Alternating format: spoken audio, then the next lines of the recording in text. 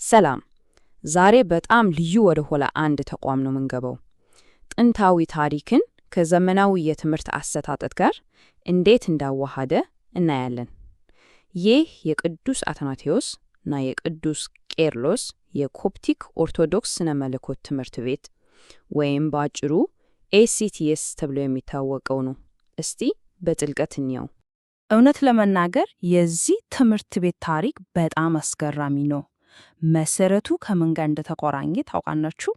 በዓለም የመጀመሪያው ተብሎ ከሚታወቀው በክርስቲያን ታሪክ ውስጥ ትልቅ ቦታ ከነበረው የእስክንድርያ መንፈሳዊ ትምህርት ቤት ጋር ነው።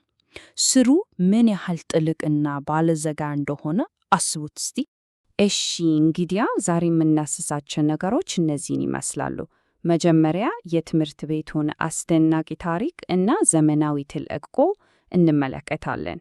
ከዛ ምን አይነት የትምህርት ዘርፎች እንዳሉ እና እንዴት መቀላቀል እንደሚቻል እናያለን።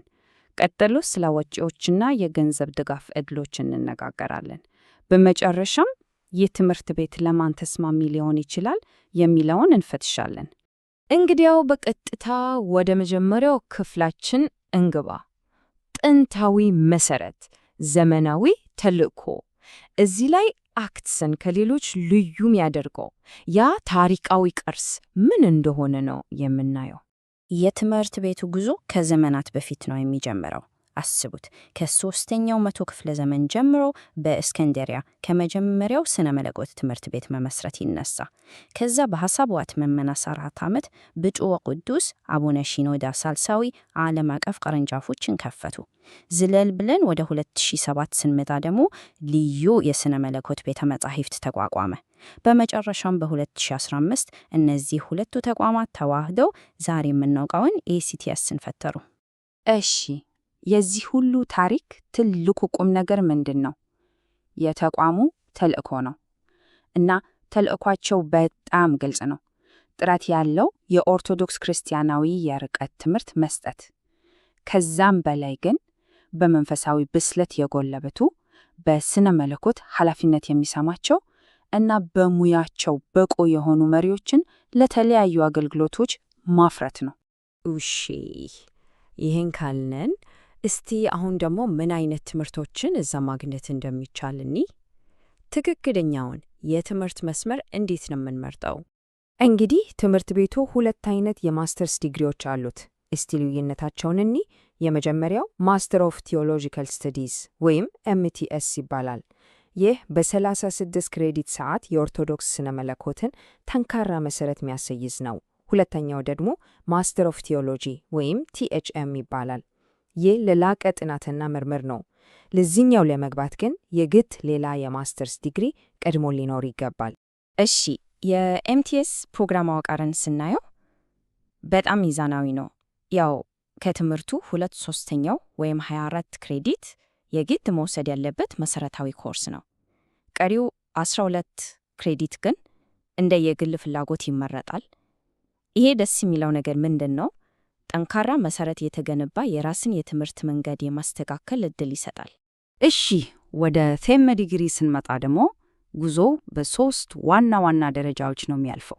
አንደኛ መሰረታዊ ኮርሶችን መጨረስ ነው።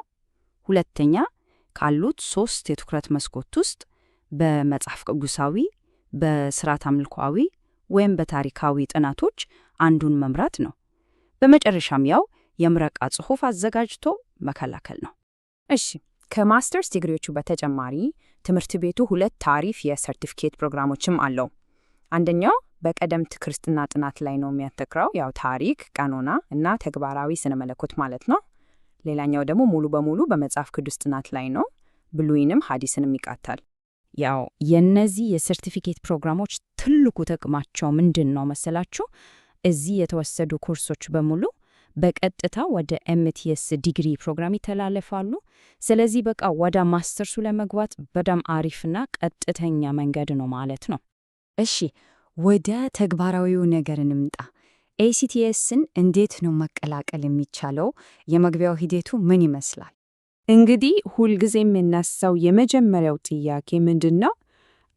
ለመግባት ምን ያስፈልጋል? እሺ፣ ለማስተርስ ፕሮግራም ለማመለከት የሚያስፈልጉትን ነገሮች አንድ ባንድ እንያቸው። የማመለከቻ ፎርም አለ፣ ኦፊሻል የትምህርት ማስረጃ፣ የመንግስት መታወቂያ፣ ሲቪ ወይም የሥራ ልምድ ያስፈልጋል። ከዛ በተጨማሪ ደግሞ 2 የድጋፍ ደብዳቤዎች ግድ ናቸው። በተለይ ለፒኤችዲ የሚያመለከት ሰው ደግሞ የምርምር ሐሳቡን ማቅረብ አለበት። ለሰርቲፊኬት ፕሮግራሞቹ ግን ያን ያህል አይከብድም። ያው የመጀመሪያ ዲግሪ መያዝ ወይም ቢያንስ ግማሹ መጨረስ በቂ ነው። ከሌሎች ሀገራት ለሚያመለክቱ ደግሞ ጥቂት ተጨማሪ ነገሮች አሉ። አንደኛ፣ የትምህርት ማስረጃቸውን እውቅና ባለው ተቋም ማስገምገም አለባቸው። ሁለተኛ ደግሞ የእንግሊዝኛ ቋንቋ ችሎታቸውን ማሳየት አለባቸው። እሺ፣ አሁን ደግሞ ወደ ወሳኙ ጉዳይ ወደ ገንዘቡ ነገር እንምጣ። የትምህርት ክፍያው፣ ሌሎች ወጪዎች እና የገንዘብ ድጋፎች ምን ይመስላሉ? እሺ፣ ጠቅላላ ወጪውን ስናይ ለኤምቲኤስ ዲግሪ $10,470 አካባቢ ይፈጃል። ለቲዋይች ደግሞ $9,870 ገደማ ነው። የሰርቲፊኬት ፕሮግራሞቹ ደግሞ $3,710 አካባቢ ናቸው። ዋናው ቁም ነገር ግን በአንድ ክሬዲት ሰዓት የሚከፈለው ክፍያ ነው። ለኤምቲኤስ እና ለሰርቲፊኬት ፕሮግራሞቹ በአንድ ክሬዲት ሰዓት $266 ነው የሚከፈለው። ይሄ ወጪውን በደንብ ለመረዳት ይረዳል። ትምህርት ቤቱ ካታሎጉ ላይ ያስቀመጠው አንድ በጣም ደስ የሚል ነገር አለ። ምን ይላል?